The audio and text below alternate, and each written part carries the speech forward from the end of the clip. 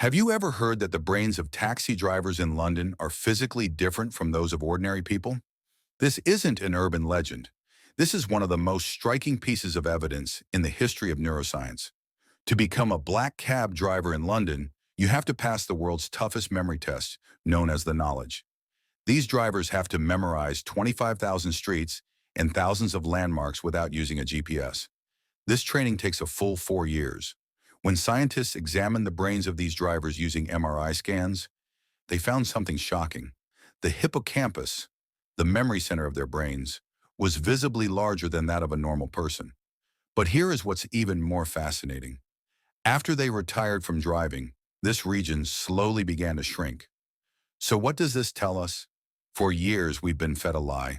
We were told, your brain finishes developing at age 25.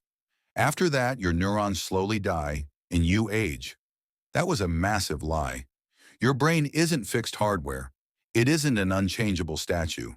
Your brain is living, shape-shifting architecture that is physically restructuring itself right now, even as you watch this video. Today, we're not just going to talk about being smart. Today, we're going to discuss how to push your biological limits.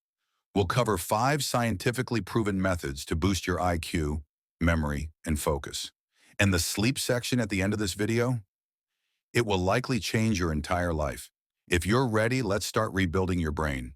First, let's put a term in our pocket. Neuroplasticity. Neuro means nerve cell, and plasticity means moldability. In other words, your brain constantly updates itself based on your experiences. However, for the brain to perform this update, it needs fuel, or rather a kind of fertilizer. And the way to get this fertilizer isn't just by solving crossword puzzles, as you might think. We start with our first and most powerful item, aerobic exercise. I know you're thinking, what is sports doing on a psychology channel? But listen to me carefully. When your body moves, your brain doesn't just pump blood, it releases a miraculous protein called BDNF. BDNF stands for brain-derived neurotrophic factor. Harvard psychiatrist John Ratey calls this substance miracle grow for the brain.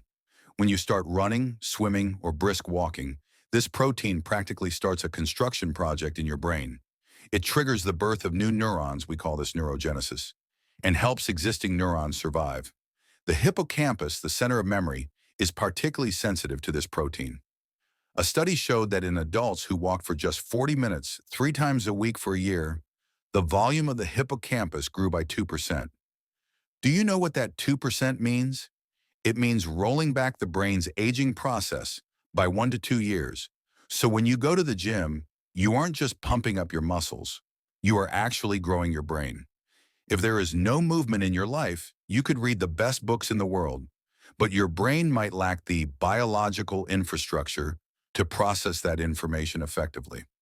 Let's move on to the second point, and this is where most of us make a mistake. Your brain is incredibly lazy. Yes, you heard that right. Even though the brain is only 2% of your body weight, it consumes 20% of your energy. That's why it is constantly in energy-saving mode. When you learn something, the brain puts it on autopilot. Remember when you first learned to drive? The mirrors, the gears, the clutch. Your brain was on fire, right? But now you don't even remember how you got home. Here is where the problem starts. Routine is the enemy of the brain.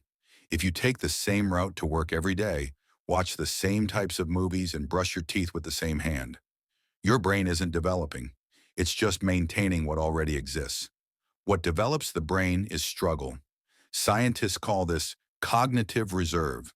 Learning to play a new instrument or trying to decode the grammar of a completely foreign language, that is the moment fireworks go off in your brain. Because the brain panics, saying, I don't know this, I need to build new connections. And it increases the density of gray matter. Let me give you a very simple but effective neurobic exercise. Tonight, try brushing your teeth with your non-dominant hand. So if you're right-handed, use your left. It sounds very simple, doesn't it? But you wouldn't believe what happens in your brain at that moment. Unable to use the strong highways it has used for years, your brain is forced to blaze brand new trails in the opposite hemisphere for a simple action like brushing teeth. You will feel clumsy and awkward. Great. That feeling of clumsiness is the exact moment your brain is developing. If you aren't struggling with the activity you're doing, your brain isn't growing. Get out of your comfort zone. Now let's shift gears down a bit but increase the impact. If I gave you a pill and told you that this pill would double your attention span, eliminate stress, and thicken your brain's decision-making center, would you take it? That pill is called mindfulness. Please don't say, I'm not into meditation, that spiritual stuff isn't for me, and close the video. Because what I'm talking about isn't burning incense and levitating. It is a cold, hard neuroscientific fact. Sarah Lazar and her team at Harvard University conducted an experiment. They had a group who had never meditated before practice meditation for an average of 27 minutes a day for 8 weeks. The results in the MRI scans were incredible. 1. The amygdala shrank. The volume of the amygdala, the brain's fight or flight center, the source of fear and stress, physically decreased. This meant less stress and less anxiety. 2. The prefrontal cortex thickened. The density of gray matter increased in the prefrontal cortex, the center for decision-making, focus, and empathy. We are in the age of distraction. Phone notifications, emails, short videos. Our brains are constantly in monkey mind mode, jumping from one thing to another. Meditation is attention training for your brain. Just as you strengthen your chest muscles by doing bench presses, you strengthen your attention muscles by focusing on your breath and gently bringing your mind back every time it wanders. Just 10 minutes a day, doing nothing, just pausing. This is one of the greatest gifts you can give your brain. We've arrived at the item I said at the beginning would change your life. Most of us see sleep as a waste of time or the moment the brain shuts down. You've heard people say, I'll sleep when I die. Science has proven that these people are slowly poisoning their brains. Why? There is a system discovered in 2012, the glymphatic system. Our body has a lymphatic system to clean out waste, but the brain doesn't have these lymph vessels. So how does the brain clean up its own waste, the metabolic trash created by neurons working all day? The answer, only during deep sleep. When you enter deep sleep, your brain cells, glial cells, shrink, and the space between them increases by 60%.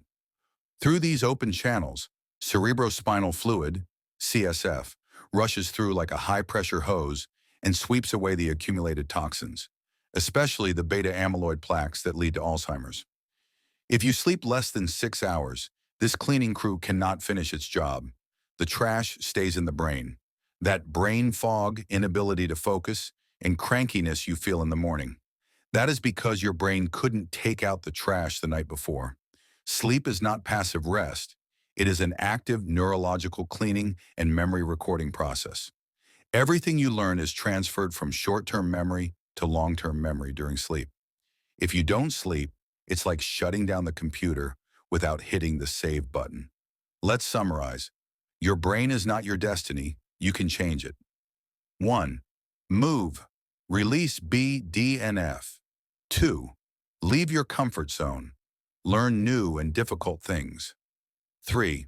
Stay in the moment. Change your brain structure with meditation. 4. Sleep well. Let the cleaning crews do their job.